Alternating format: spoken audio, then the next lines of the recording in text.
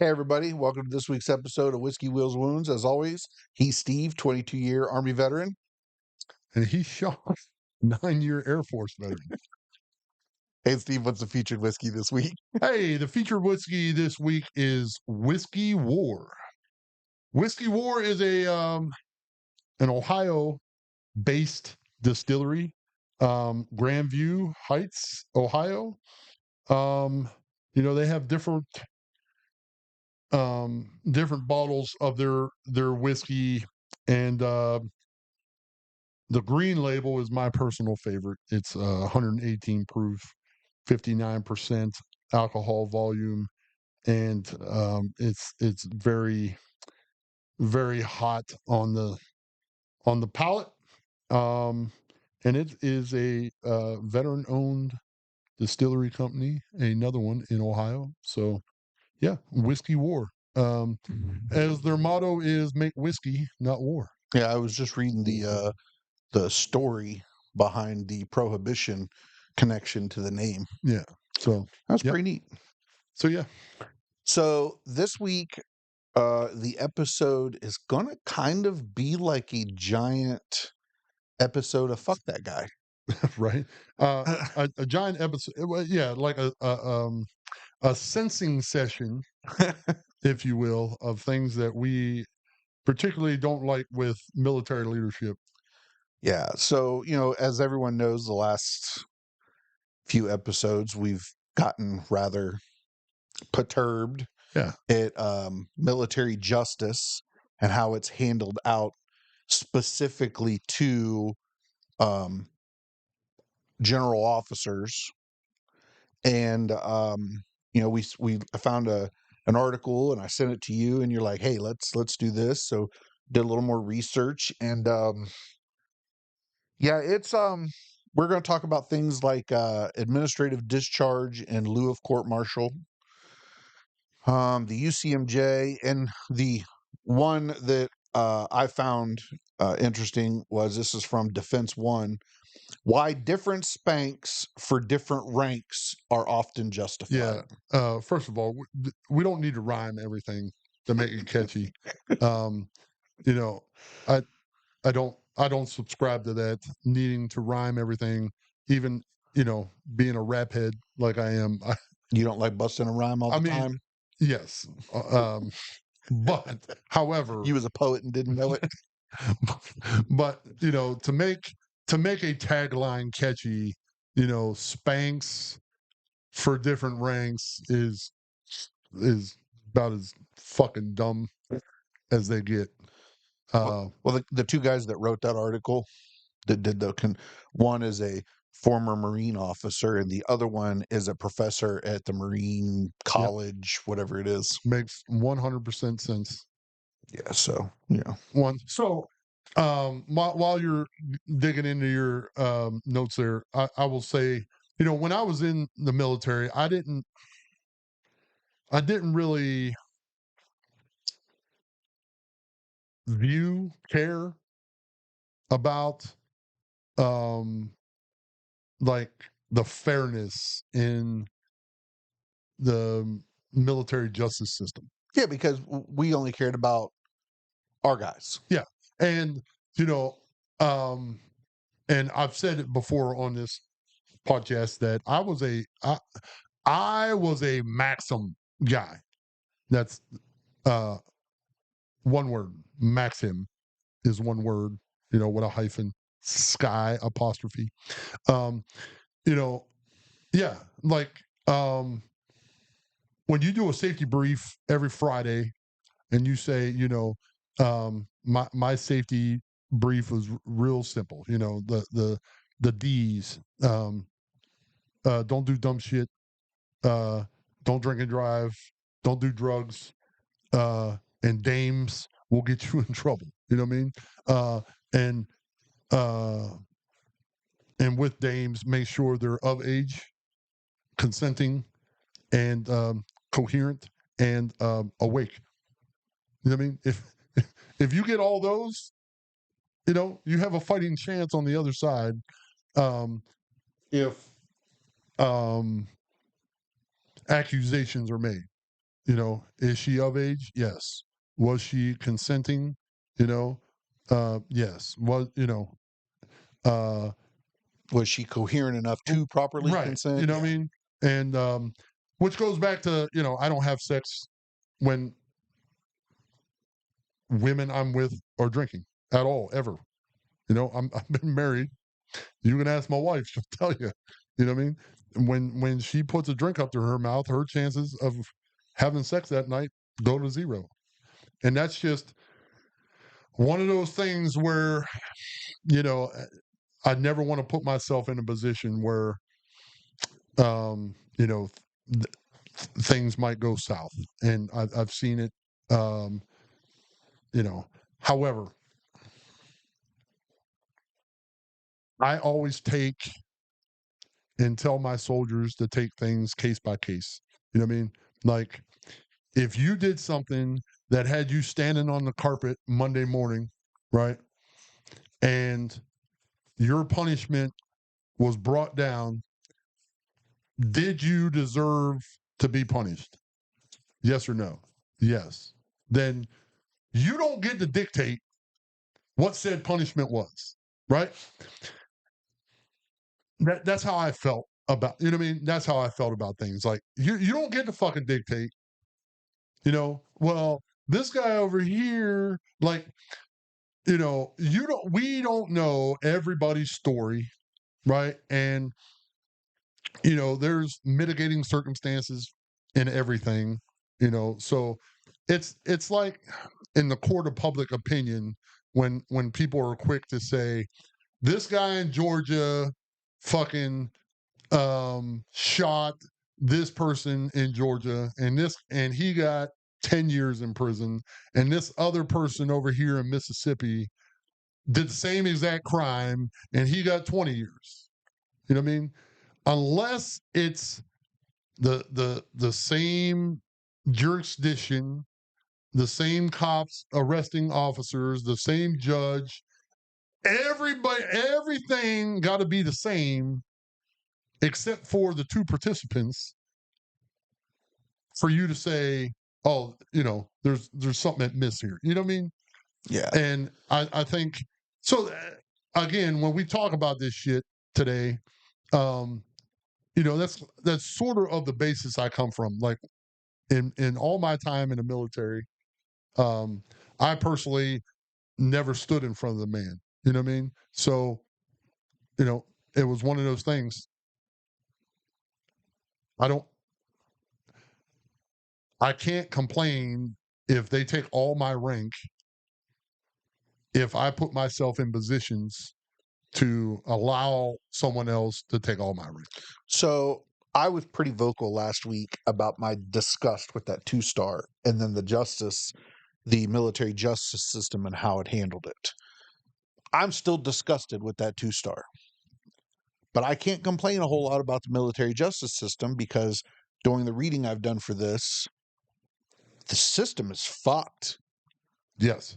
It is so heavily skewed for punishment of enlisted over officers, it's not even funny. Right. I felt that by being a 2-star and a subordinate officer, you can't give consent in that scenario. Right. According to the UCMJ, that's not a definition of sexual assault. Right. Because the UCMJ lays it out.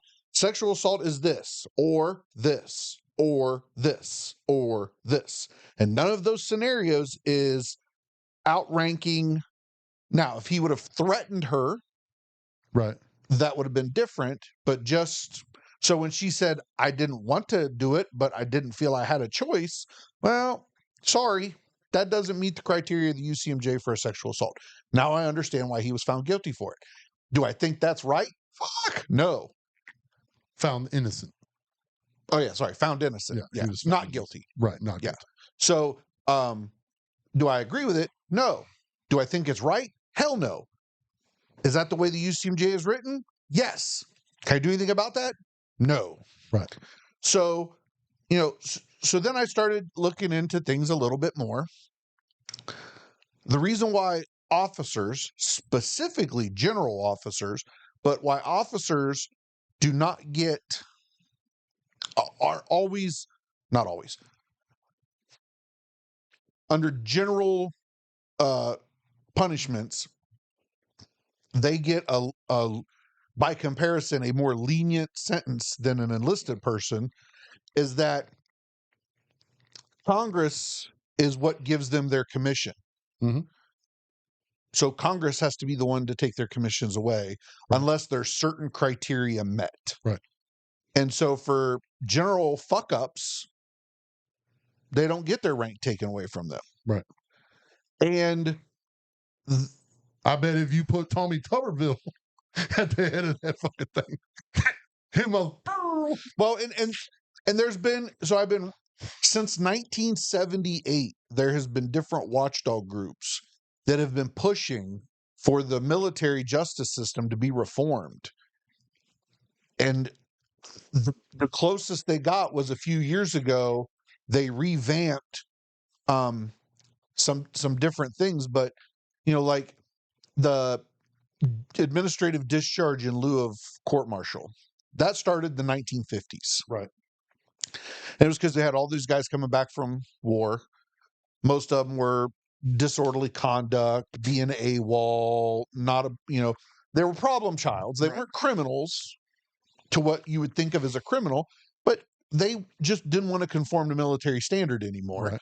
So they used that to make them go bye-byes. Just, hey, it's an other than honorable, peace out, Girl Scout, see you later. Right. It was used a lot through the 50s and 60s.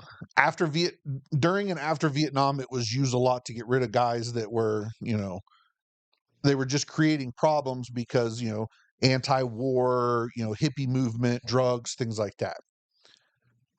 But it was always generally used for just getting rid of guys that didn't want to conform. And then somewhere in the 70s is when you started to see a transition for it. It was never designed to be used instead of to get rid of somebody as opposed to court-martialing them for an actual criminal offense. Right. But commanders, because you don't need a judge to sign off on it, commanders were doing it to not have to deal with the court-martial procedures because maybe they didn't feel they had the burden of proof, whatever it was. Because my dad was given a discharge, administrative discharge in lieu of court-martial for his third drug rehab failure. Mm-hmm. But when they do that, nothing leaves the military with you. So if you commit sexual assault, molestation, anything like that, and they use administrative discharge in lieu of court-martial, when you leave the military, all your record shows is that you had an other than honorable discharge. Right. And there's no criminal record. So you're free to come out and be a shitbag criminal. Right. And I don't think that, so we'll start with that system. That system shouldn't be used for criminal type charges. Right. Agreed. And I think it's a resource thing. You know what I mean? The amount of military JAG, public. That is one of the things the military uses as their justification, is that they don't have the resources to court-martial everybody. Everybody, yeah. So and then the amount of time you're keeping dirtbag soldiers, or and we'll just use soldiers as a general term. Yeah. Because I'm not going to sit here and say warriors for an hour, but servicemen. Yeah. Oh, that leaves out service women. You know what the fuck I'm saying? Yeah. You know what I mean? You don't have the resources, and then you don't want to keep fucking dirtbag Joe in the ranks. Yeah. I think I understand there's a lot of complexities to the problem. I don't think it should be used for criminal procedures. And if it has been, and if it has, or if it will be used for criminal procedures, there needs to be a database. This guy was discharged because he was blah, blah, blah. Or How about we turn the charges over to the civilian, Yeah. And into to the community that it happened in. at least in the States. Yeah. If it's overseas, do a court martial. Right. But in the States, unless it happened on base, Yeah. And then the accused has to be, has to stay in or commute back to, said county that this happened in. I'm all for that. yeah, because like that colonel that was putting the cameras up in the girls' changing rooms, Right. the civilian entity had that case, Yes. and they had a strong case, Yeah. and they handed it back to the Army, and the Army screwed the pooch, Right. because that DA didn't understand the limitations that uh the punishment that could be handed to that colonel, Right. because the UCMJ is so. I read through that, man, and it is so heavily skewed. It doesn't come right out and say enlisted, but when you look at the punishments and stuff, Yeah.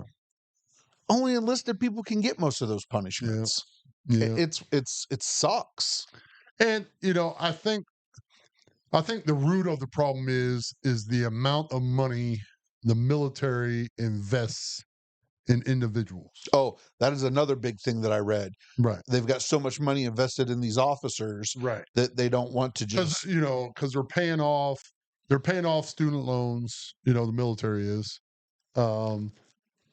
If they're not paying off student loans, you're going to different schools for free. Yep. They're paying in advance, or they're sending you to the war college. They're sending you, you're doing all these advanced things that makes you, quote unquote, a better officer, a better leader. And yeah, I mean,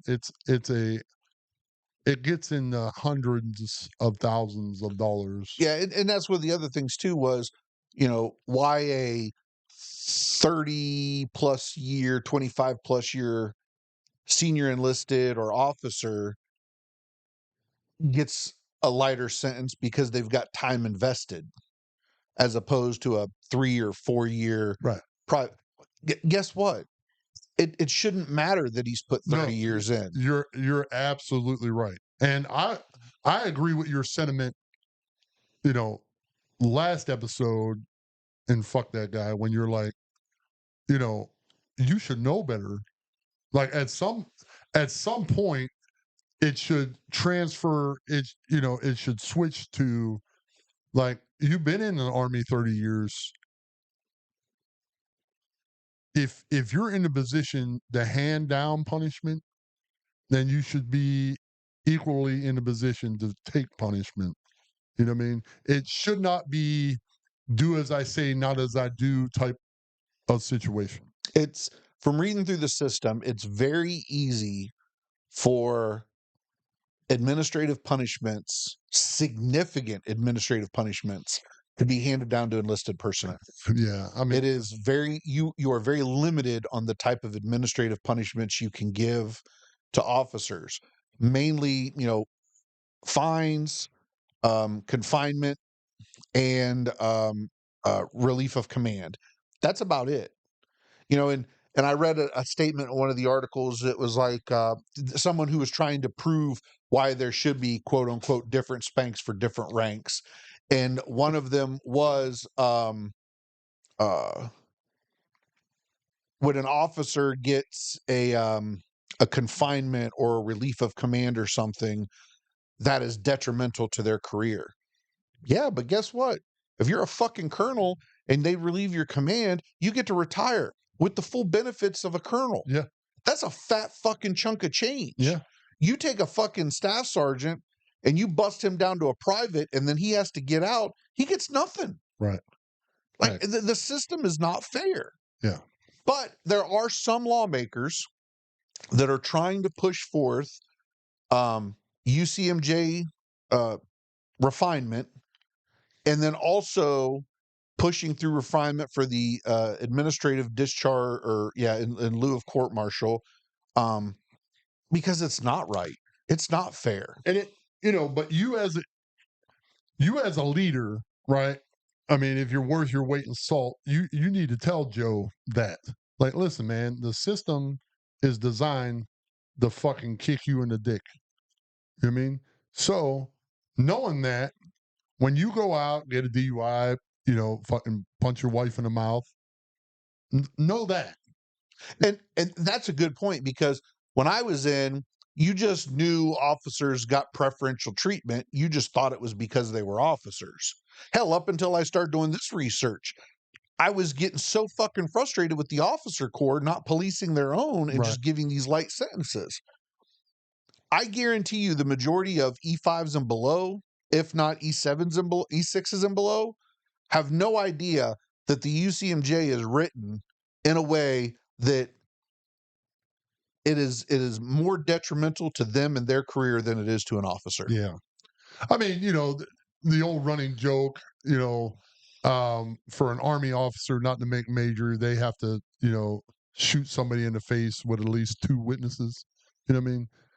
Um, and, and we all know, everybody that's in the Army for any amount of time, they know an officer that, got a DUI or 2, and they still made major, or, you can run down the litany of things where, the Army turns a blind eye. And at least in my experience. And then you have specialists, E4s, who, I know of one. He got a DUI one night because the keys of his car were inside the vehicle with him.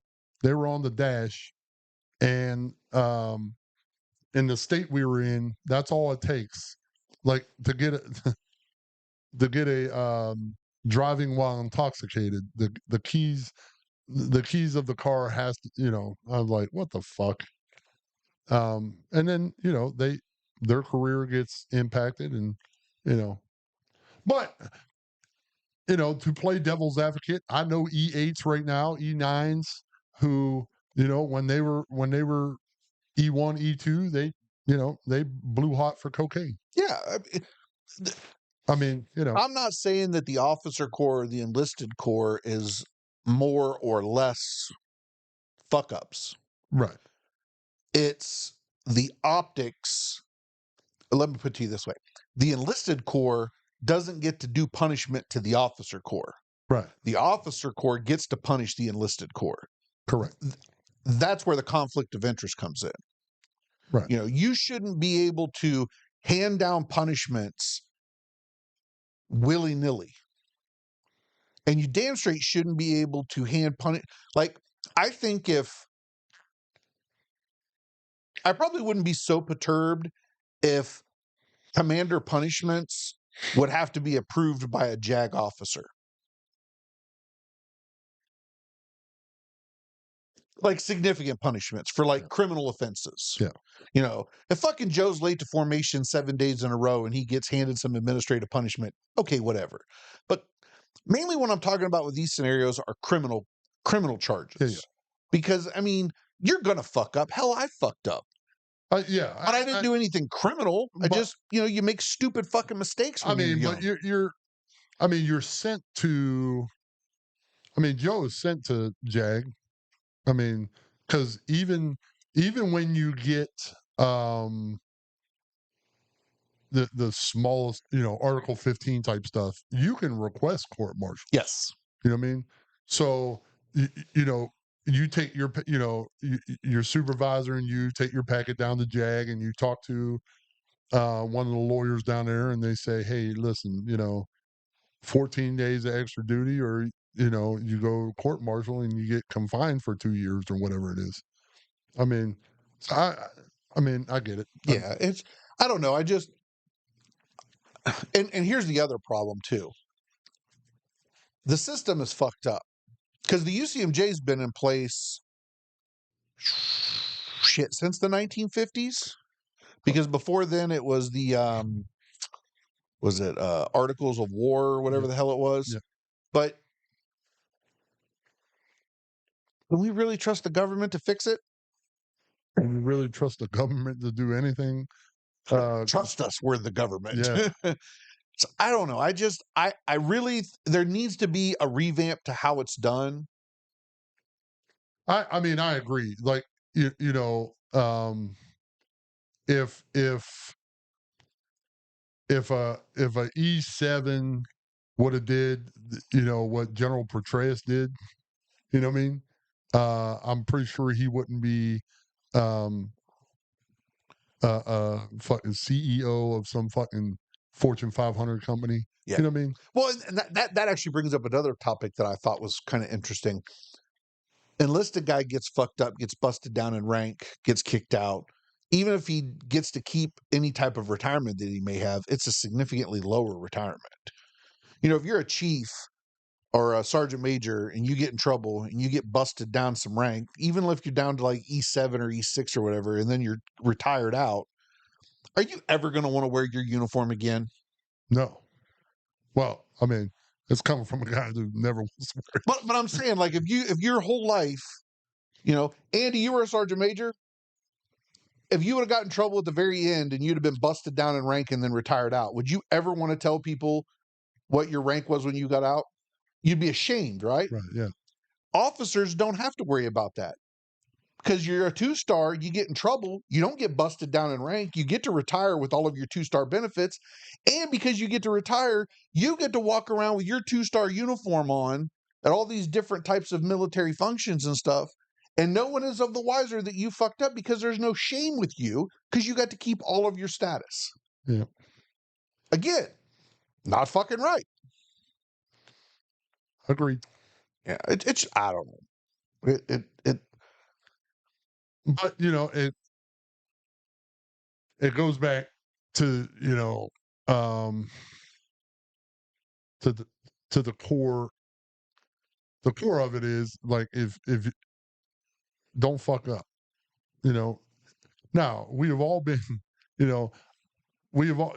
I had a first sergeant one time tell me I didn't advance as far as I did because I didn't fuck up. He's like, "Come on, man, you know, fuck up, move up." And that was a saying everyone said back in the day. So, you know, I don't know. It's here's one right here. So this is on military.com. So this person who is a former Air Force judge who is now teaches at the Southwestern Law School, and her quote is, her name's Rachel Van Landingham. We pay them more, we give them more accolades, more responsibility because of their rank. Therefore, why should there actually be structurally less options for their punishment? And the example she gives is Air Force Major General William Cooley. The crime Cooley was convicted of, abuse of sexual contact, carries a maximum sentence of 7 years confinement and dismissal from the military, which is the commissioned officer's equivalent of a dishonorable discharge. But Cooley was sentenced to a fine and a letter of reprimand, which is often a career ender, but still allows for retirement pay and benefits. By contrast, Air Force summaries of court martial results and the service's court martial docket shows enlisted airmen convicted of the same offense being sentenced to months of confinement, dishonorable or bad conduct discharges, and reductions in rank. Yeah, that's bullshit. That is super bullshit. Yeah. While officers' ranks can still be downgraded in administrative processes when they retire, advocates maintain that doesn't send the same message as a criminal sentence. For the E3 that committed the same offense that sent him in jail and got punitive discharge, it's kind of hard to explain to that E3 why the general officer, who's supposed to be held to a higher standard, has committed the same offenses and is drawing $160,000 a year in retirement the rest of his life. Yeah. Don Christensen, the president of Protect Our Defenders, told military.com after the Cooley verdict. Yeah. I mean, and that's real talk right there. And I'll tell you, since again, you get some clarity once you leave the military about the, you know, when you're in it. I mean, You're drinking the Kool-Aid. Yeah. And you know, and I was one of those guys that'd be like, don't complain about the punishment after you fucked up. Yeah. Like, you take that shit on the chin, and regardless of what it is, if you wouldn't have put yourself in this situation, you don't have to worry about it. And but yeah, I've never been one to point fingers. Like, I've never been the guy that get pulled over for speeding and point out people speeding while the cop Yeah. is talking to me. Oh, look at these you know what I mean? Like, was I speeding? Yes. So give me my fucking ticket, and and I've gotten plenty of tickets. So, like when I was in, we had to do EPRs, enlisted performance reports, on the lower enlisted guys below us, right? And I was very strict on my guys. Mhm. Other people weren't. So for an A1C and E3 to get promoted to E4 below the zone, they'd have to have what are called firewall fives. All fives is on their EPRs, right? Yep. That is rarely attainable. But guys would just pencil whip EPRs and give even the shittiest of shitbags firewall fives. So I was in a predicament. Do I grade my guys the way the regulation is supposed to be graded, or do I grade them against their peers so that they have a fighting chance against the shitbags when it comes time for, early promotions and things like that? Because the other guys aren't being graded at all. So I had to. Should I have graded them the way it was supposed to be graded? Absolutely. Mhm. Did I? No. And the reason I didn't is because I wanted to give my guys, who were held to an everyday standard much higher than everyone else, I graded them against those other guys so that they had a chance so the system could be fair for them when it came to competing with everybody else for an early retirement. And that's the problem with the system, is that the system is not. People are the system. Yeah. Yeah. So Yeah. the system is You knew there. where I was going. Yeah, the You knew where I system was is going. there, but the system doesn't allow for variances in people. So But see, my how I would rectify that situation would be, peer-to-peer counseling with said other supervisor, right? Like, hey, like, you got to do your fucking job. You know what I mean? And I had similar situations about,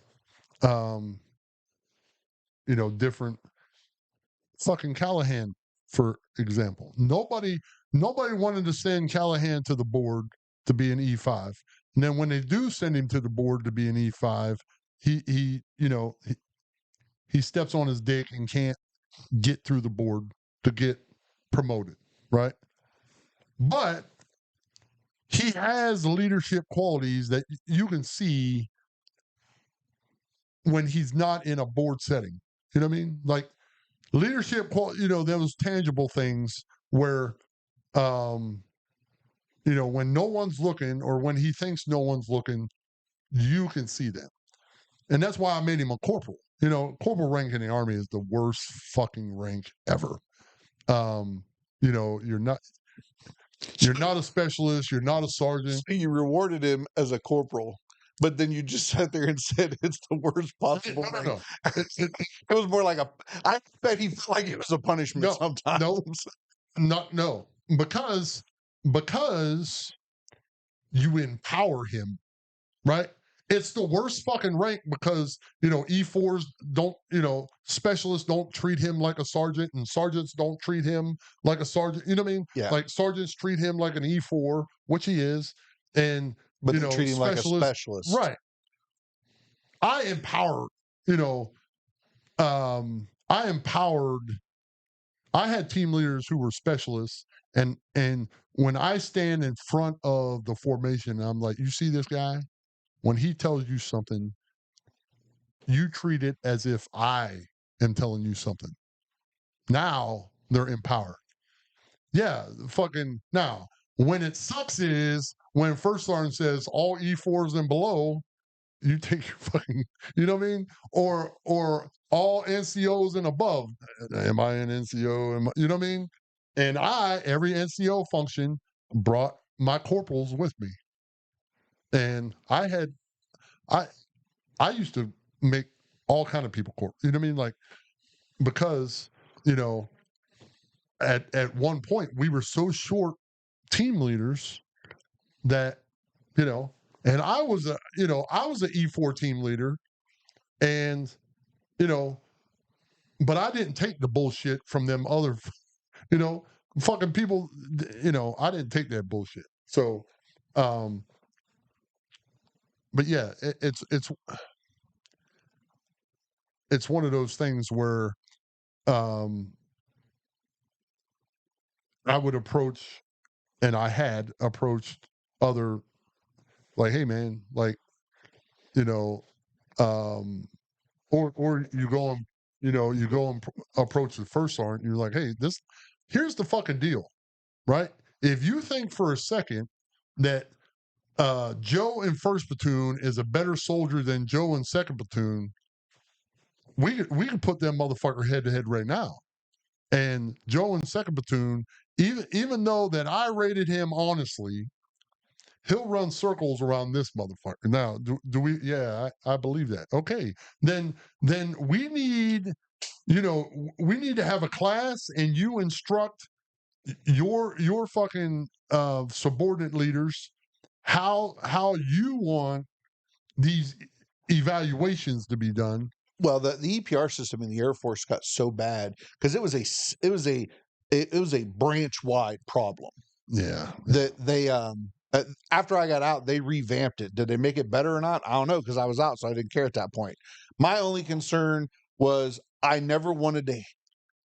My guys were going to be held to a standard regardless. yeah, most certainly. But when their packet went up, because we didn't go to a board or anything like that, a lot of it was they read through your packet and decided your fate, you know, just off of that. You couldn't go in and show how high speed you were, because, you know, it's the Air Force. Right. And, you know, we're a fucking corporation, not an actual military branch sometimes.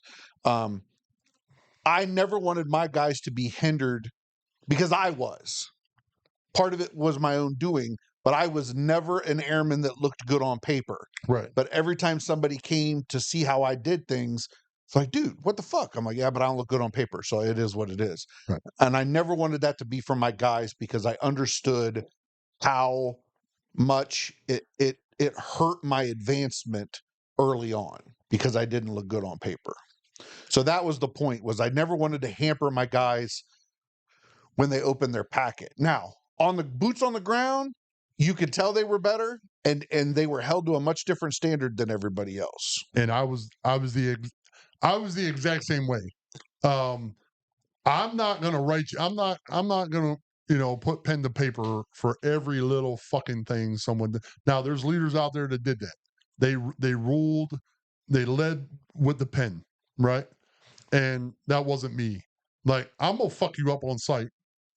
I'm a, you know, general military authority, and I'm gonna make on the spot corrections. And as soon as I walk away from this, it's done. That's it. And, you know, and we're gonna, and I think, you know, if I give you corrective training, I'm gonna be at corrective training. You know, a lot of leaders in the Army, you know, was like, hey, on Saturday at 8 o'clock, you're gonna report to CQ, and then I'm gonna give CQ instructions on how to fuck you up. No. You know what I mean? If you fall out of a 12-mile road march on Thursday, we're coming back on Saturday, and we're going to do a 12-mile road march again, me and you. You know what I mean? And, you know, we ain't got a 48-56 this thing. Me and you, we're going to walk until you figure out, oh, this is what he expects from me. You know what I mean?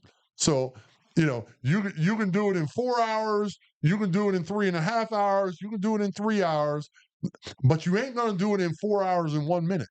That's what you're not gonna do. So you figure it out yourself.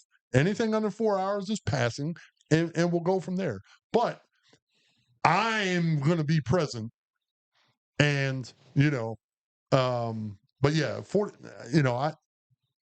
I think you said it before. You're going to stand there and listen to me until I feel better. That's right. Most certainly. And when you have to do when you have to redo a 12-mile road march, that's 4 hours of me nonstop in your ass. So, people didn't have to do multiple 12-mile road march. I assure you. 12 miles being your only source of contention I mean, on a Saturday morning when you don't get a lot of free Saturdays. Yeah. I mean, but you got to be willing as that leader to give up your free time and be like, listen, you know what I mean? If I have to come get you at the MP station at 11 o'clock at night, 2300, we're going to do this at 2301.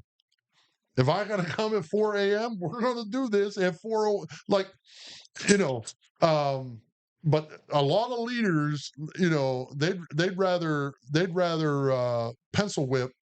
They'd rather pencil whip that shit than, or they, I've said it before. The only way someone's going to hurt me with a piece of paper, being a counseling statement, being my NCOER, you roll that son of a bitch up and poke me in the eye with the point of it. That's the only way you're hurting me with a piece of paper. And I kind of, but their counseling packets reflected an overall assessment of what I thought about them as a soldier throughout that month. You know what I mean? And by then I forgot about making them do push-ups in the motor pool because they forgot to put the drain plug in the fucking whatever. Well, but also, they took their punishment already. Yeah. You don't need to punish them for it again later on. Right. Yeah. Yeah. So, and now, if I drop you today for your fucking boots being fucked up or whatever, just and then Thursday I'm like, hey, the fuck's up with your boots? You know what I mean? Now you're not, There's a pattern. Yes. Now what I did previously, it didn't stick. So now we got to do something else. You know what I mean? I can probably count on. I was a leader for 19 years, for the most part. 19 years. I got promoted E5 in 1996. I got out in fucking 2015. So for the most part, fucking 19 full years. So,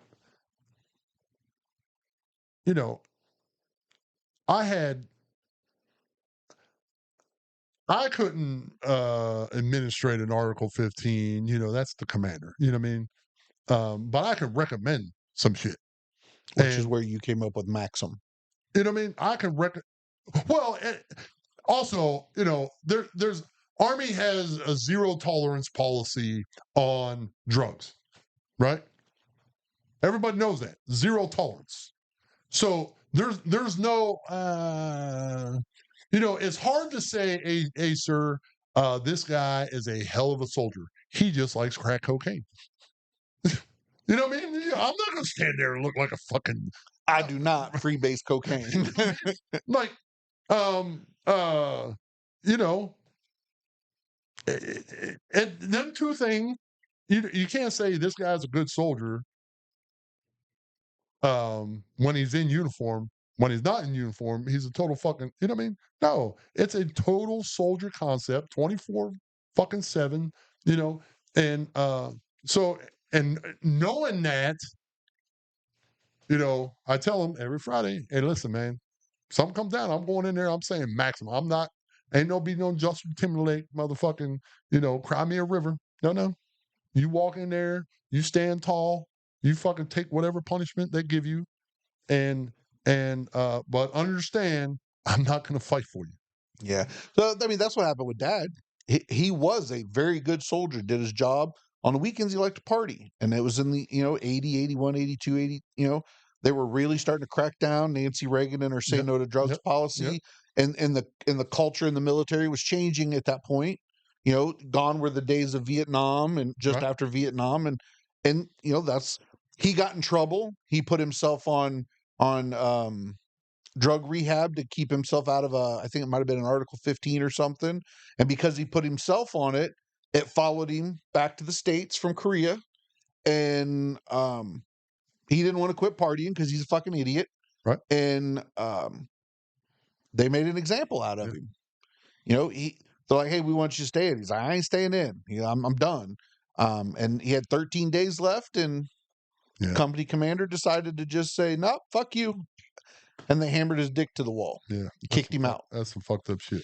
And like, But again, he fucked up. yeah, right. And so He took the punishment. I will say one guy that I did go to bat for, Lucas Hobbs. He's a guy. He went AWOL right before. I've told the story before. He went AWOL right before we went to Iraq. Is that the one with the grandpa or Yep. whatever? His girlfriend at the time's grandpa brought him back. Um, and he was in Iraq for I want to say 6 months, so I will. Uh, about 6 months, no pay due. You know what I mean? And meaning he wasn't getting paid. He wasn't getting hazardous duty pay. He wasn't getting motherfucking nothing. And when we brought it up early, and squad leader was like, hey, going through the LESs and Hobbs, no pay due. Cool, got it. I'll bring it up. And you bring it up, and it's like, all right, hey, listen, like, we stopped payment on this dude, so you understand the military, the army takes a minute to catch back up. And I'm like, I get it, but this motherfucker, you know what I mean? Like, then come to find out that dude was fucking not in the army anymore. And I'm like, all right, we need to put this motherfucker on a plane and get him the fuck out of country. Why? Like, what do you mean, why? I take him out of the wire, or worse yet, a fucking mortar comes through the roof of his fucking chew and kills him. His family gets nothing, and they're like, well, fuck, he fuck. I understand that. He fucked up. He's a 20-year, whatever it was, 20-year-old kid. Yeah, he fucked up. But he's here. You know what I mean? And we have the responsibility of taking care of him. And to his fucking credit, every day he was in Iraq, that dude was shit hot. Shit hot. So he did, and so I went to fucking bat for him. I'm like, hey, listen, let's fucking, let's put him back in the army. Like, fucking, let's pencil whip some shit and fucking, No, he has to go back to Fort. Yeah, so we had to send him. I'm like, all right, well, if we got to send him back to Fort Benning, we got to do that now. So that was the one guy I remember going to bat for, but I mean, he fucked up. he did. He took his punishment. He did. The army just fucked up. They weaned him. Yeah. Like we talked about earlier. Yeah. He got he yeah, he Like got, I told Trevor yesterday, you let the green weenie fuck you. yeah. And then yeah. But yeah, so I mean, I don't know. I have I had one guy, he clapped off his pistol in the barracks because, when you're from California, that's what you do. And he got he got his gun taken from him because, it was supposed to be in the arms room anyways, because you stay in the barracks.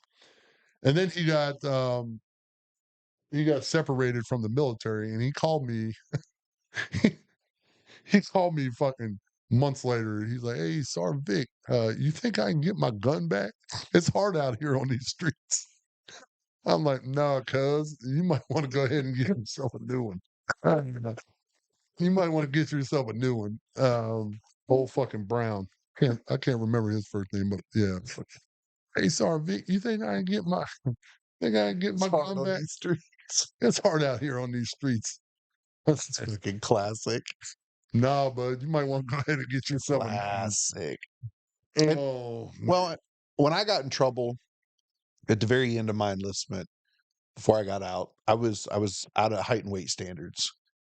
But I was always out of height and weight standards. I Right. always had to get taped. Yeah. But I failed my PT test, not by a lot, but I failed it. Yeah. So I got put on Fat Boy, mandatory PT with the Right. unit, and I didn't get any punishment. I just had to go to mandatory PT and take my PT test again.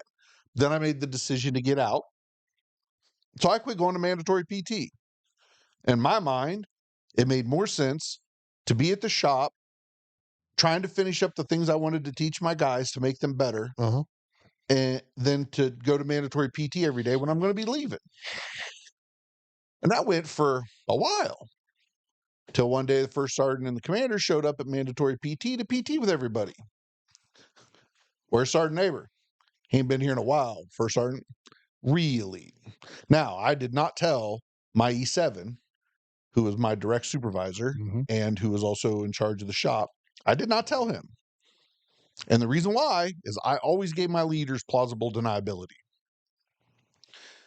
And now, if I would have told him, this problem would have been fixed a lot easier. But I think I know better than everybody else. Right. So I go up, see the first sergeant. Oh, sorry, Sergeant Daly comes out and gets me. Goes, we gotta go see the first sergeant. I said, okay. He goes, you know what it's about? I said, probably mandatory PT. He said, yeah, it is. Let's go. So we go up there, and I loved Master Sergeant Daly. I really did. He's an amazing man. We get up there, get in the first sergeant's office, and he looks at me and he goes, why? So I tell him why. He goes, so you, a non-commissioned officer in the United States Air Force, took it upon yourself to disobey the order of a colonel, your commanding officer, just on a whim? Unfortunately, first sergeant, you put it that way. Yeah, that's exactly what I did. I, and he just like the look on his face, he was so fucking dumbfounded, right? And so when they send me out of the office, he makes Master Sergeant Daly Sanders. So now I'm feeling bad because Master Sergeant Daly's in there getting his ass reamed, or at least I thought he was getting his ass reamed, right? Because I fucked up. No, what it was is the first sergeant told him, he goes, I admire him. Like in his mind, that made sense. And as the first sergeant, I would have agreed with him that it made sense before he did it. Right. Now he fucked up. So you disobey the order of the commander, there's repercussions that come along with that. I'm like, he said, but in the same breath, he also told Master Sergeant Daly, try to keep him in. We need leaders like him. And so a couple weeks, a week or so goes by, and I got to go back up and actually get my paperwork handed to me. And and the first sergeant told me, he said, before we left, he's like, "Are you going back to mandatory PT?" And I kind of hesitated. He goes, "Let me rephrase that. If you do not go back to mandatory PT and mandatory PT every day until you leave or take a PT test," he said, "I will withhold your ability to take your terminal leave and you will stay under duty until your date of separation." Roger that, first sergeant. I'll be at mandatory PT tomorrow. So I go to mandatory PT the next day. I pass my PT test. So all of it was for nothing. But anyways, I go back up. I go see the first sergeant. And he's like, "Have you been going to mandatory PT?" I'm like, "No, first sergeant." "Why not?" I passed my PT test the day after I left your office. He just shook his fucking head. He said, "If you manage to not have to come see me before you leave in a couple months, this will all go away." Roger that, first sergeant. I fucked up. Yeah. I owned my fuck up. Yeah. I made sure I didn't put Sergeant Daly in any type of position where he could have been, but if I would have went to Sergeant Daly and said, "Hey, I don't think blah, blah, blah," first sergeant's like, "All you had to do is come up, tell me that," I'd have given him permission to not go anymore. But you can't just fucking decide to do it on your own. Right. Yeah. Roger that, first sergeant. And in the school I'm from, if you're a leader, you don't get plausible deniability. If you don't know, then you didn't ask. Well, I used to do a lot of fucked up shit. Like when I say fucked up shit, it's like loading a piece of equipment and they can't get it on there the way that you're supposed to do it by the tech manual. Right. So I got shit done. Right. Sometimes it wasn't the way the tech manual said, and sometimes it wasn't the way safety would have wanted it done, Yeah. and things like that. Right. So that was where my thoughts of plausible Yeah. deniability came from. Don't ask me how I did it; just tell me to do it.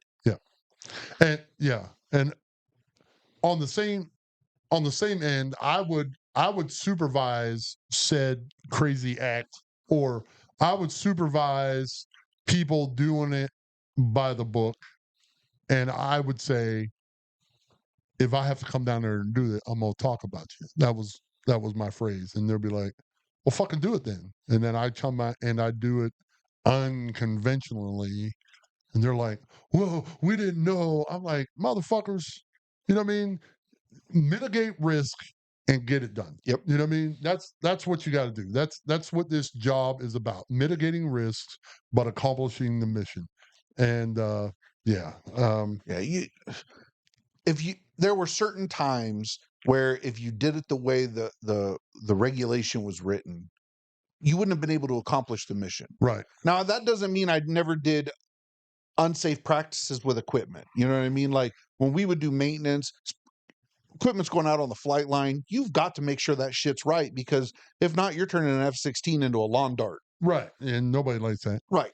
So, but when I did fucked up shit, it was like when 9/11 happened. I come in that night. I was on night shift when it happened. We were out on the flight line working on something. I had no idea what was going on. But when I come in that night, um, Colonel had called down from the wing king, the base commander, and they're like, light up the fucking flight line. We got like 40 some light stands we got to get out and put across this flight line and all these parking spots. But we didn't have a whole lot of daylight left to get it done. So I grabbed one of the other guys I knew. I was the E4 at the time. One of the other guys I knew that could do it the way I wanted to do it safely, even though it wasn't right. And he didn't care that, you know what I mean? It was just get the mission done. So we got the flight line lit up in a short amount of time. But if safety would have found us, we'd have been fucked 3 ways from Sunday. Yeah, Because you're only supposed to have 4 on the back of a truck, and we had a lot more than 4 on the back of a truck, and we weren't going 5 miles an hour either. Right. I mean, we weren't doing 60, but I mean, we were cruising at a decent clip, but we got it done. Right. And I never told Master Sergeant Beer how we did it. I just said we got it done. Yeah. And he knew enough not to ask. Right. And then I don't know, like I was always a guy that had my hands in everything. Of course, I get accused of that. I get accused of the same shit now, of not delegating enough or whatever. But yeah, you know I I didn't like spending time in my office at all ever. Um, so I mean, I enjoyed being out there with the guys. yeah, most certainly. And That's how you teach them too. but even the one time I did have to stand on the carpet, at the end of my career, I was willing to take any punishment that came down, um, in a situation where I knew I was 100% right. However, um, the burden of proof was the army had the burden of proof, Right. right? For the army had enough proof of me not completing a school than I had of me completing said school. But I'm the only one that was in that room that day that knew, that attended that school on that day. Like they never got any they never got any feedback saying, "Oh no, he was never there," or "He never," you know what I mean? Like they never got sworn statements of anybody that says no. So anyway, but I was willing to take like I put myself in that position, so I was willing to take that punishment. And like you said, how how it was perceived. I got a letter of reprimand, right? Um, and how that was perceived ties back into this conversation we had. How I perceive myself um, after that, even again, I know the truth. Um, in my most honest moments, I know the truth. I know what happened. Um, I can explain what happened to a T. Um, I can also, I destroyed a bunch of stuff, and people couldn't understand. Well, why would you destroy that? Well, you say it don't matter. So why would I keep a certificate that doesn't matter? If it doesn't matter to you, then it damn sure don't matter to me. If you say it don't matter, you know what I mean? One of those deals. Yeah, if you say it doesn't prove I was there, Then why keep it? Like yeah. I'm not going to take it home and then put it on the wall and have people think I'm something that I'm something that I'm not. I'm not going to do that. And I live in a Well, you were. right, It just wasn't officially recognized. right. And so it's one of those things. And the practice of I'm not a sentimental guy. I don't find a whole lot of sentiment in keeping my uniform in a box somewhere, or my medals in a box somewhere, or things of that nature.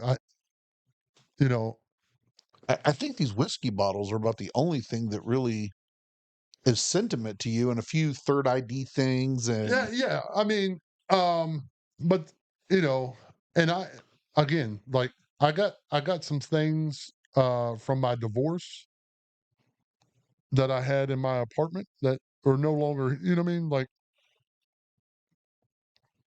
I have a new life now, yeah, and that's a reminder of my old life, and the same with the military stuff. That's a reminder of the old life. I don't have a lot of I have a lot of TA-50 I didn't turn back.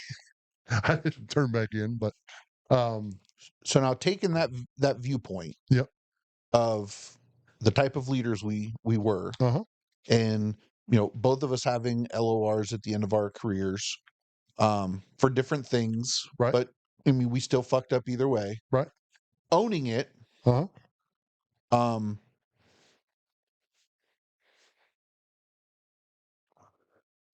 if we would have been held, if we would have been, I could have been court-martialed for disobeying a direct order from an officer, Right. but I wasn't, because my first sergeant understood the why of Hmm. what I did. But I would have accepted the punishment because I did that wrong. Right. But I never did things that warranted criminal. Right. I did stupid shit, Right. you know. But why is it so hard for senior NCOs and for members of the officer corps to hold themselves to that standard? I don't know, and I've always been like, I tell the story of one day. We were down at Fodor Field in Martins Ferry, and we were up on the train. Me and a couple other guys were up on the train tracks, and right down below it was a swing set, and in the swing set, there was rocks down there, and kids were throwing rocks at us, right? So we reached down and throw a rock down, and I um, hit hit a kid with a rock, and the mom came over and she was upset, and she's like, "Who did that?" And I was like, you know, me, I did it. I'll take the heat for it. You know what I mean? It's a trait that I've had. It's one of those things where when you get in the military, you become a leader, and they say, seek responsibility and take responsibility. Right? Once you seek, wanting people to know that you are responsible, that's the easy part, and that's what everybody does. You know what I mean? But that thing is twofold. You know what I mean? Like, you have to take the good with the bad. if you walk into a room and say, "Motherfuckers, I'm in charge," right?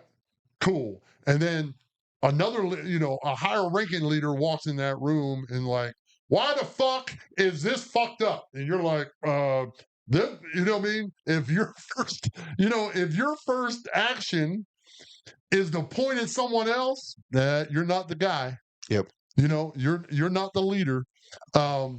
If you walk into a room and say, "Hey, listen, I'm in charge, and this is what the fuck we're gonna do," and then when that plan goes to absolute shit, and your boss comes to you and says, "What happened?" You said, "Well, I fucked that up." That's your only recourse. And when you go to, if you're a leader and you allow a subordinate leader to say, "Hey, Joe over there fucked up. Fucking this guy fucked up. That guy fucked up." If you allow them to point out other people and you don't say, "Okay, you're right, they did. Who was supervising?" Right? "Oh, that was me." "Okay, so if you were supervising people fucking up, why didn't you stop them mid fuck up?" "Well, I didn't know." "Okay, well, you're not the leader." You know what I mean? So it all goes back to me. So I look dumb when I try to pass the buck off someone else. I took pride. In being a fucking leader. I took pride in being that guy. And that would all be negated if for 1 second I said, "Oh, well, my platoon didn't function properly because my squad leaders, you know, that might be the cause, but the reason why is I didn't, right? I didn't A, B, C, D, go down the list. Everything my platoon just didn't do, before they didn't do it, I didn't do something. That them are facts. And that's why, And I know that's something that's part of you, but it's also something that you're taught. oh, the military, It is supposed to instill those yeah. The military, values. yes, the military enhances that. Well, in me, it enhanced, and like I said, my goal at an early age was to limit the amount of people who could tell me what to do. Well, that sounds kind of fucking odd. No, that was my goal. Limit the amount of people who could tell you what to do. Cool, you know. But I never, ever, ever dreamed of being an officer. I'm going to limit the amount of enlisted people to tell me what to do. I'm absolutely okay with officers telling me what to do, because for many of them, lieutenants and captains and to some extent majors, when I was up at the brigade level, I had influence. You know what I mean? And they had I earned trust from them to not they cannot delegate their responsibilities, right? They excuse me, they can't delegate their authority, but they can delegate their responsibility. And they entrusted me enough, and knowing that I wasn't going to let that down. You know what I mean? I didn't want to give, like we were up in Canada, you know, this past month. You don't want to give Canadians the opportunity to be like, "Look at these motherfuckers." You know what I mean? Bunch of fucking dirty bikers come up here, speed, break the law. You know what I mean? Smuggle weapons. Smuggle fucking weapons in the country. You don't want to give them the Yep. opportunity to fucking talk shit. This, you know, whatever the motivation was, I didn't want to give officers the opportunity to be like, "Have fucking NCO let me down." And it wasn't going to be Sergeant Vickers. It could be Sergeant whoever else but it wasn't going to be me. And because it wasn't going to be me, that's when, commanders would be like, hey, I need you to do this for me. Gotcha.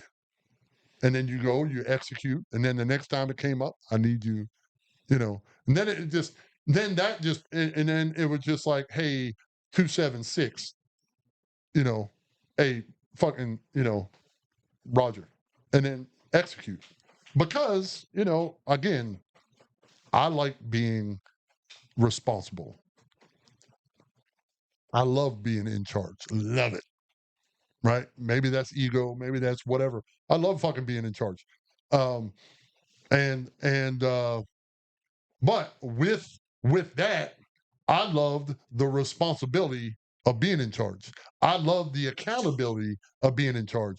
I loved, if you love it when someone says, oh, so and so's chapter, platoon, fucking whatever it is, company, business, whatever your thing is.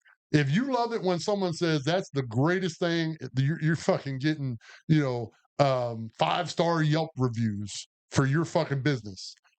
You also have to be accountable when fucking people don't like your fucking product, your widget, your whatever it is, right? You have to take that with the good, that's like we said last year, we welcome fucking comments saying that we're fucking terrible.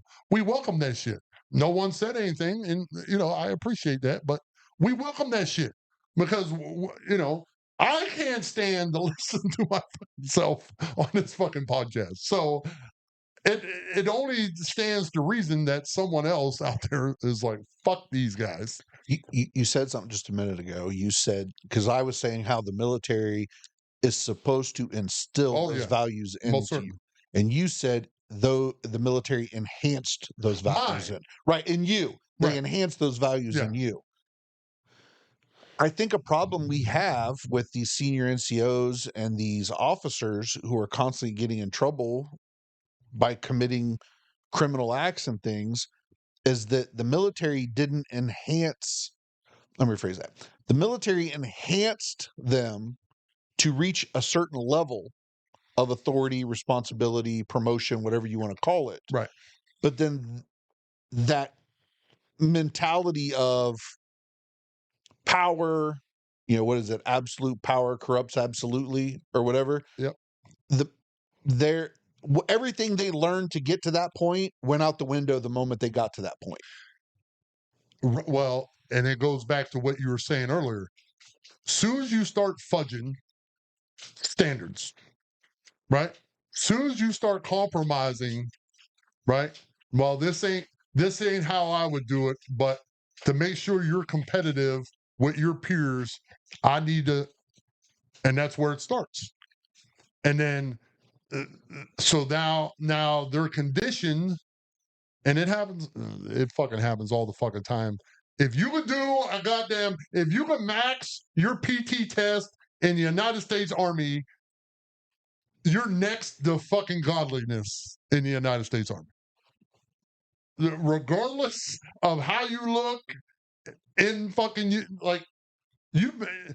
you max your PT. Am I wrong? I mean, you max your PT test in the United States Army. You have to fucking crash your fucking car drunk into a police car to fucking get a D. Like, it's one of those things. Well, yeah, I understand he drove drunk, but that motherfucker can do some push-ups. That motherfucker, his 2-mile run is fucking shit. Like, come on. We've said it before. The military, the concept of what we think of as the military and leadership and all that is a good thing. But like a little bit ago, we said the system, the people in the system, fuck it up. Because there's also bias, right? As a leader, how I feel about you will dictate how I treat you, right? But it shouldn't. Oh no, it shouldn't. Like me, but it does. Again, me, you ask any soldier I ever had, I fucking hate them all equally. And they all know that, right? All fucking know that. And I yelled at everybody fucking not equally, as needed, right? I don't yell at you if you know what I mean. Like I told my kids all the time, I don't come down here on a random Tuesday and just say, "Ha!" You know what I mean? Like, no, take your fucking toaster strudel and throw it the fuck away. You know. But anyway, yeah, like no, but if you deserve my attention, you will get my attention equally, equally. You know what I mean? And um, you know, I again, this is me saying I don't believe I had any bias. I don't believe and the time or two that someone did call me out, hey, I think you're racist. Why is that? Well, I'm black. You yell at me more than you yell at the white guy, my peer. And I'm like, okay, you want to know why? Why? Not because you're black. It's because you're new. What's that mean? You know, them guys been around me 18 months. You've been around me fucking 18 days. They took in their lumps. You haven't. You'll get there. In 18 months, I swear, I probably won't yell out. You'll be, maybe quicker if you're a quick study. You know what I mean? If you're a quick study, but understand the standard is the standard. And soon as I walk by something that is substandard and I don't correct it as a leader, I set a new standard, knowing or unknowingly, right? But I'm conscious of this, right? So if I say when you're finished eating your fucking toaster strudel, you throw that shit away, not not just on Tuesdays, not not just when you feel like it, every fucking day. So when I walk by the couch and there's a fucking plate with fucking toaster strudel on it, I'm gonna reaffirm the standard. And that's how I was as a leader. Like and then you tell your subordinate leaders, this is the fucking standard, man.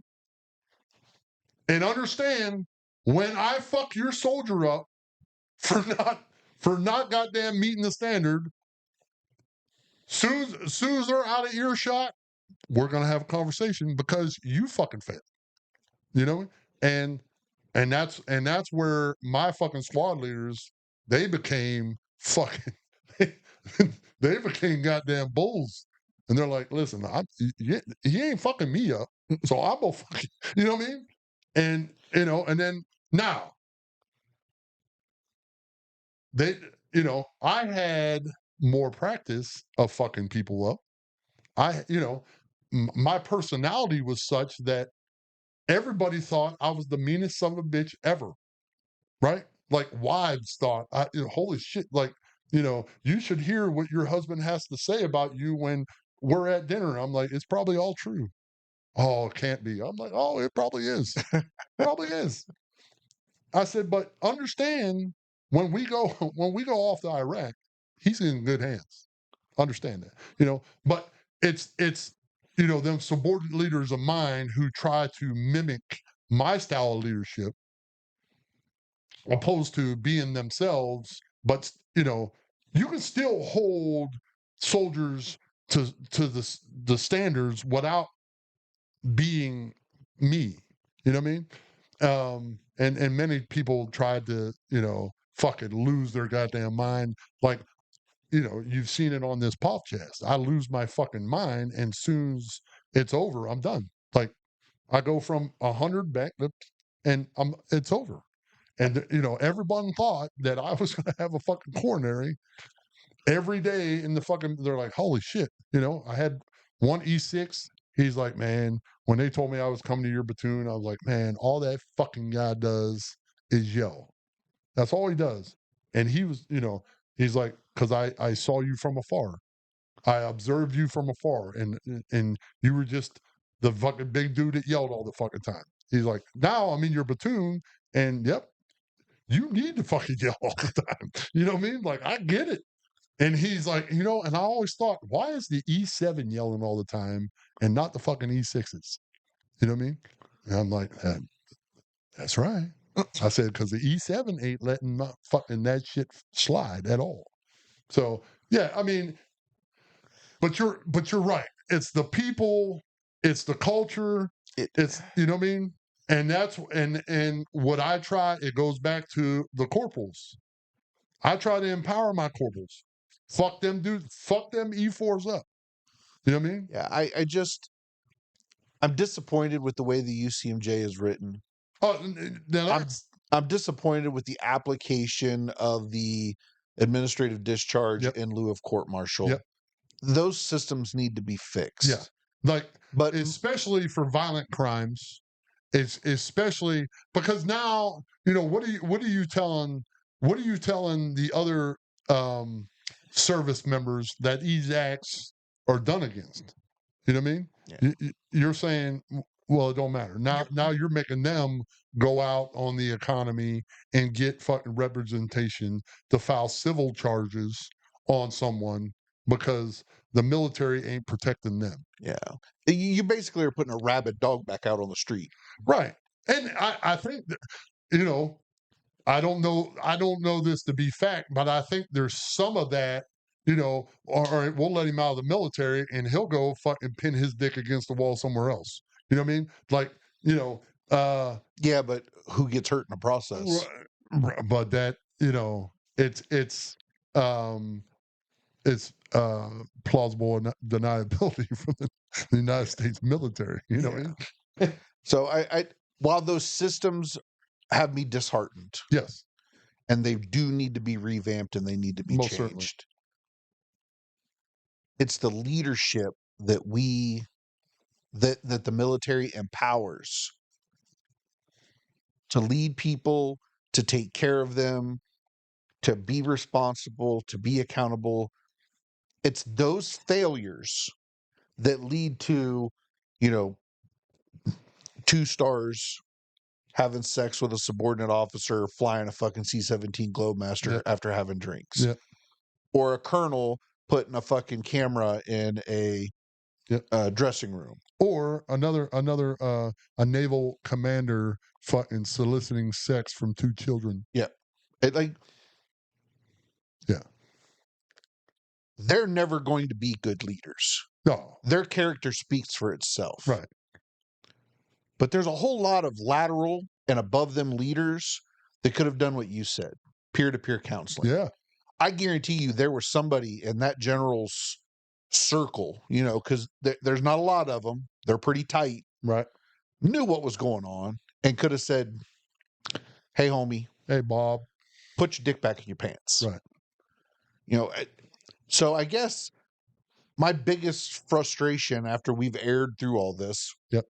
as much as I'm disappointed in the systems and the systems need to be changed, the failure of leadership at all levels, not just the failure of the individuals that did the fuck ups, but the failure of the individuals that could have prevented the fuck ups or identified the fuck ups Yeah. beforehand. You know what I mean? Like, I just, You know, it's one of those things where if the people of the military is what's fucking up the military, then the people of the military is what has to change. The culture, you know, this ongoing, you know, ongoing, you know, because there is a saying in the military, "Fuck up, move up." That's a problem. yep, You know what I mean? different spanks for different ranks. That's a problem. There, On more ways than one. more ways than one. That's a fucking problem. Um, that Jesus Christ. There shouldn't be a double standard. Right, correct. Lady Justice is blind for a reason. Yeah, And I feel that the way the system is designed in the military, Lady Justice isn't blind. Those scales are heavily weighed in the favor of individuals with metal on their collar, yeah. not stripes on their collar. I totally agree.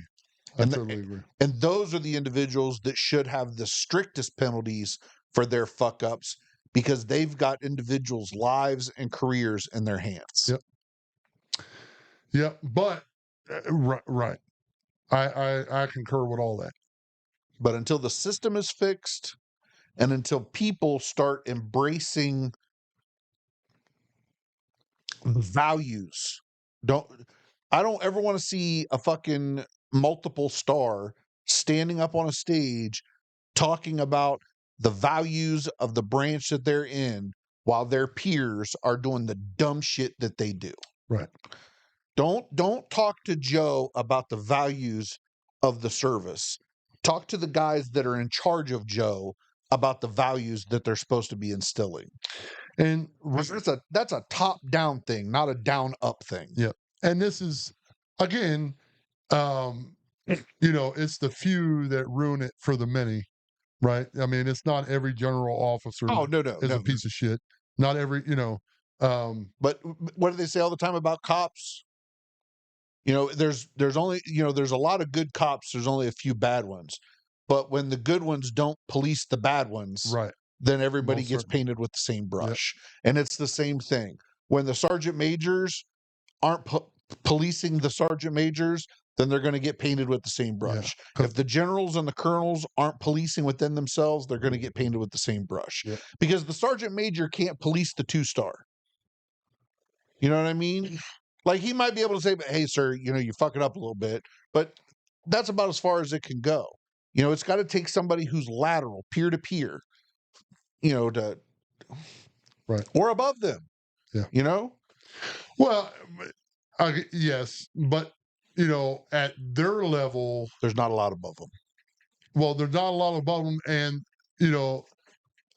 when you're a 2-star and the 3-star above you, he's in a different goddamn state. He might be in a different country, time zone, right? whatever. Yeah. So, you're the big swinging dick on the block. It's a little different from being an E5 and having all your E4s in arm's reach. Right. You know what I mean? And, being present when them motherfuckers come back off a 4-day weekend and you hear all the fuck stories, and you're like, man, come on. You know what I mean? And fucking Joe was up on top of the fucking wall recording all this shit. You're like, yeah, go ahead and fucking delete that shit. Yeah. But let me see it first. You know what I mean? Yeah. Let me see that. Yeah, you need to delete that after you send it to me. And then everybody outside kissed the ground. Right. But I mean, yeah, you hear plenty of fucking, oh my God. But and the amount of, there's how many more E4s than there are O4s. Yeah, You know what I mean? It's the nature of the beast. Yeah. But if you're going to have the responsibility and the authority right.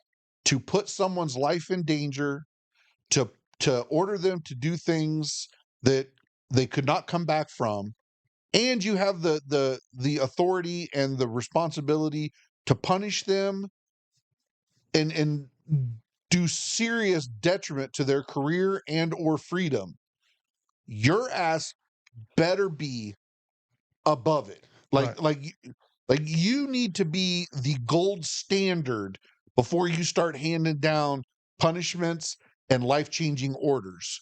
And if you're not, something needs to be done. I mean, you can go. I mean, you can go just go back the last 10 years.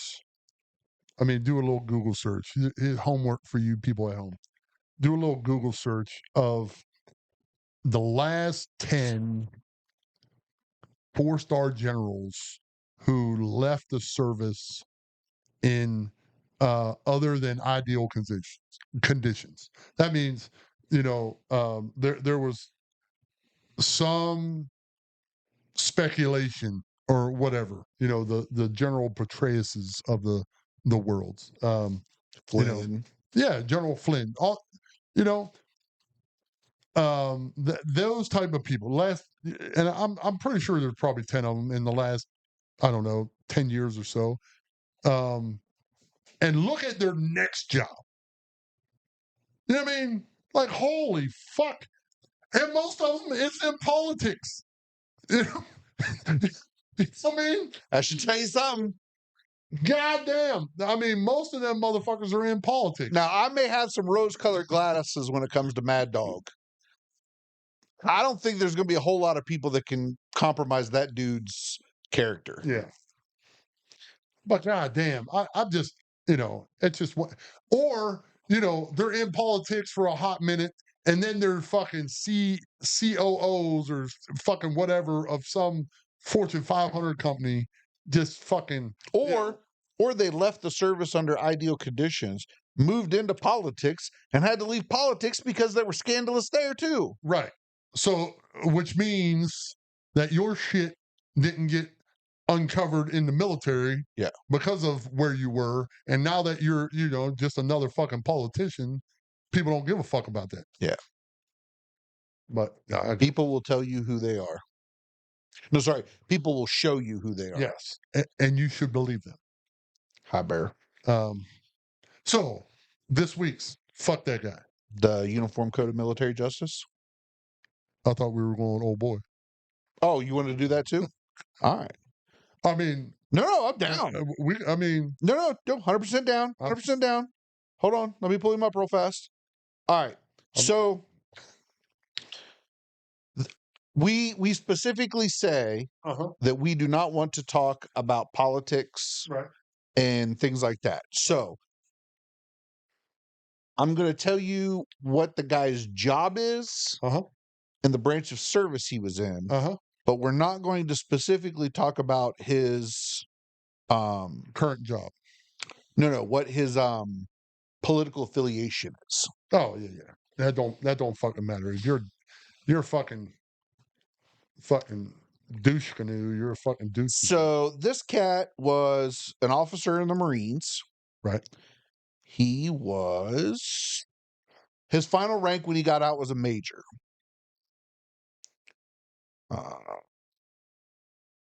So he went to Harvard. So that should tell you how this cat's brain works.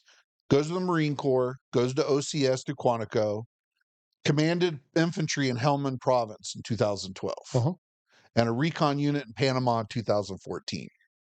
In Helmand Province, he led combat patrols through villages contested by the Taliban. In Panama, his team of reconnaissance Marines partnered with Colombian Special Ops to train the Panamanian public forces in drug interdiction tactics. Okay? So, sure. We got an infantry officer in the Marine Corps. He's now a sitting congressman.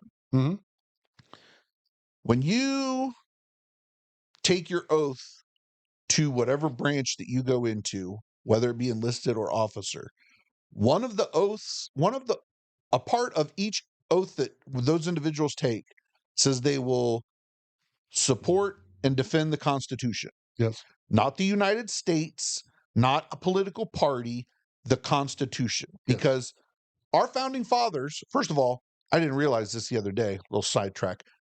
Half of our founding fathers were under the age of 23. Right. And one was 18. Right. And they were smart enough to know how to lay these Bill of Rights down that could stand the test of time. Yeah.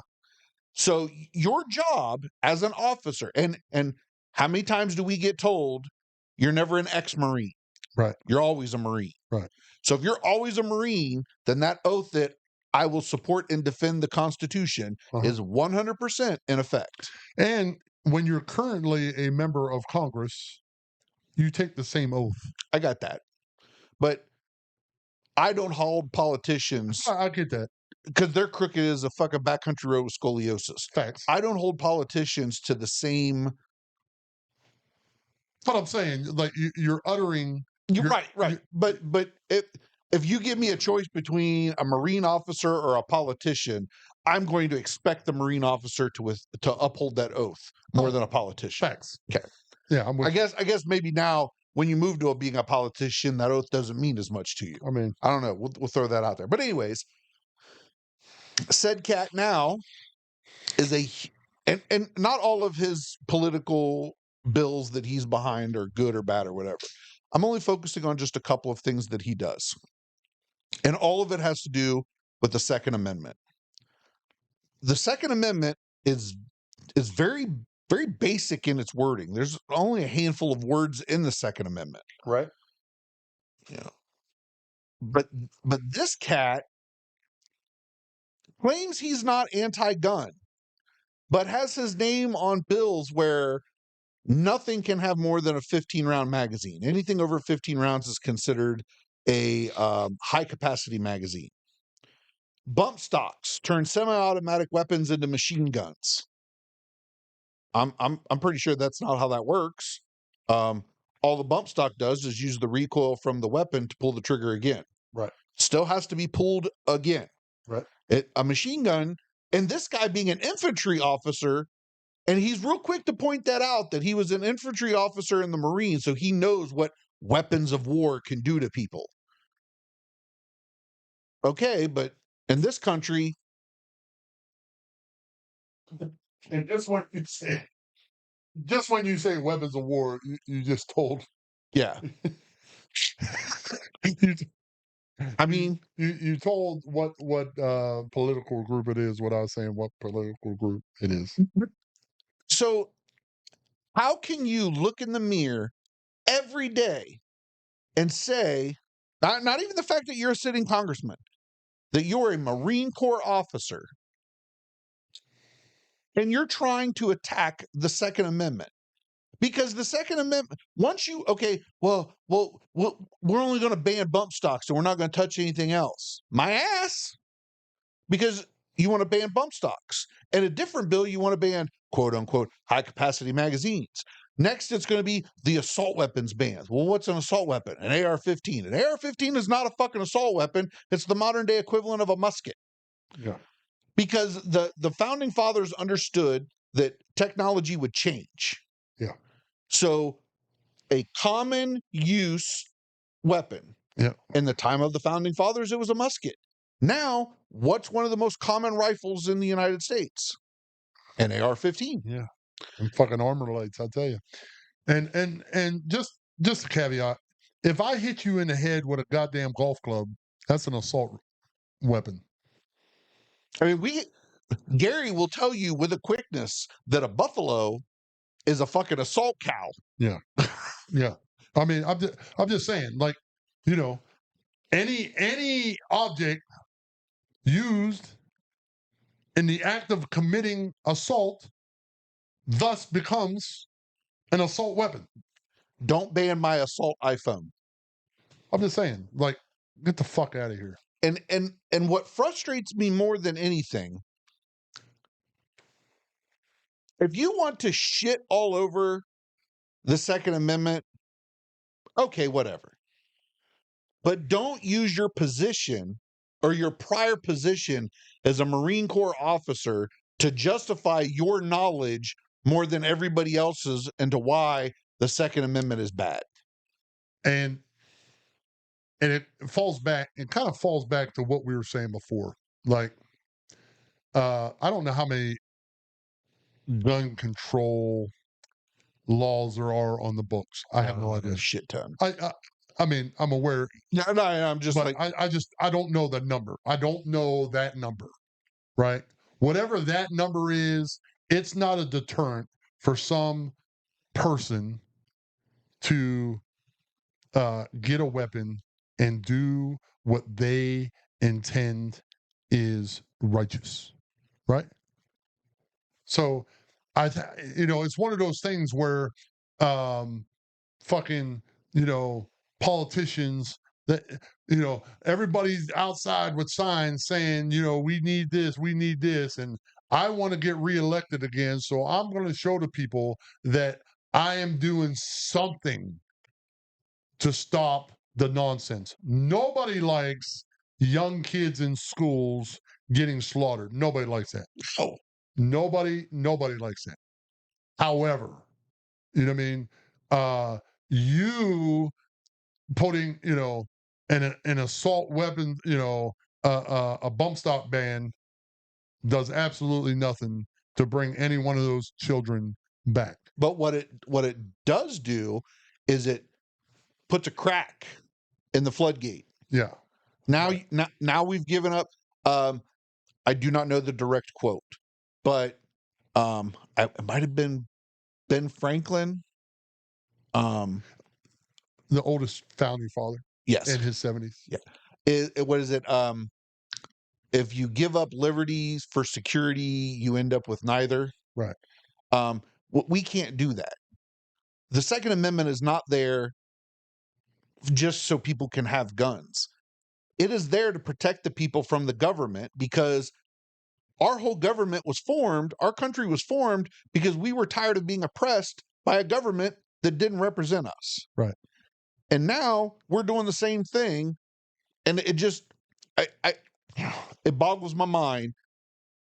A lot of these politicians talk out the side of their necks because they don't know what the fuck they're talking about. Most of them never held a weapon before. Yeah. This cat knows better. Yeah. He knows better. It's like that former general that was on CNN that time and said, and he, they had him shooting, and Are we getting him again? damn. Yeah. So I guess we both talk too much. But yeah, I mean, it's one of those things where he was on there, a general on there shooting an AR-15, and he was like, like, this is, a weapon of war, and like, again, like you're not doing a service to that weapons of war bullshit.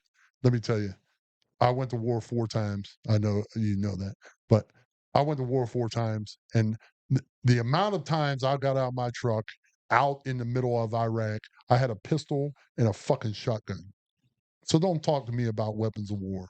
You Yeah, know what I mean? and I'm pretty sure you would have much rather had your full auto M4 over a semi-automatic AR-15.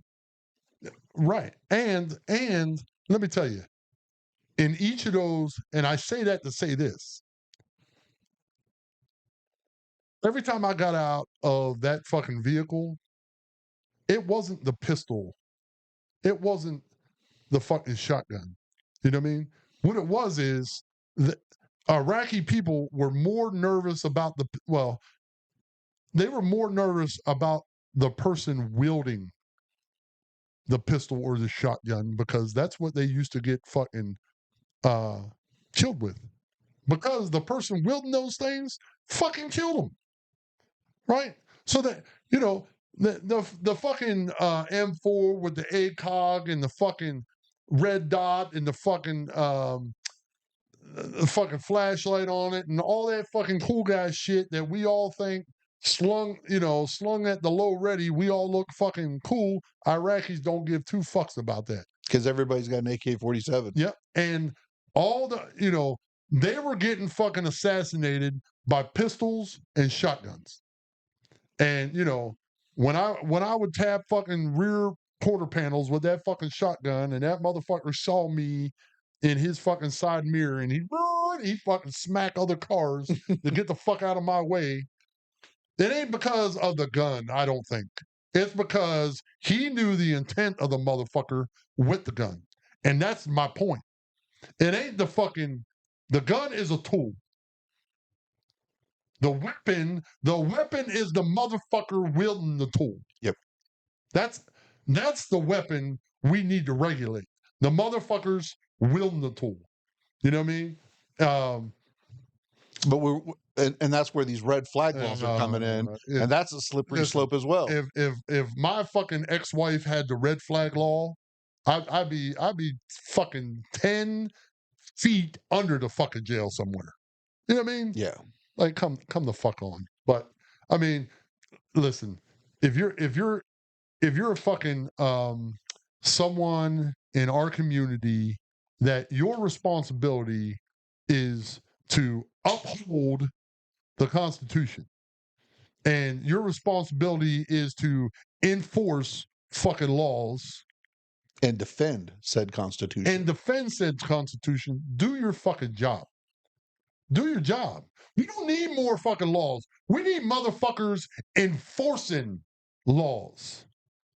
And people take a responsibility. Oh, it's funny how Did you just use that word again? I mean, man, we've said that a lot this episode. That's how we get back to it. And people take a responsibility and not, I will never tell a fucking politician to own blame. Never do that, because they never will, because that ain't part of the system. I have to tell you what's wrong with my political opponent so that you vote for me. I will never stand there and say, well, I'm a shitbag, but that dude's a bigger shitbag. You know what I mean? No, and that's probably why I will never be a politician, because I can't stand there and fucking, you know, uh, I can't reveal other people's warts without first acknowledging all of mine. You know what I mean? So, you know, we don't need more laws. We need more enforcement of said laws. So, in conclusion, I don't expect a lot out of you as a politician, but I expect a lot out of you as a Marine officer, because every Marine will tell you you're never an ex-Marine. Yeah. So if you're still a fucking Marine like every other Marine I've ever met in my entire life, honor your oath. Quit attacking the Constitution and defend that motherfucker. But when you were in service, if you wasn't held to that standard of protecting, supporting and protecting the Constitution of the United States, if you wasn't held to that standard when you get out of the Marine Corps, why would you hold yourself to that same standard? Which takes us back to right? Full circle. And we are out. Oh,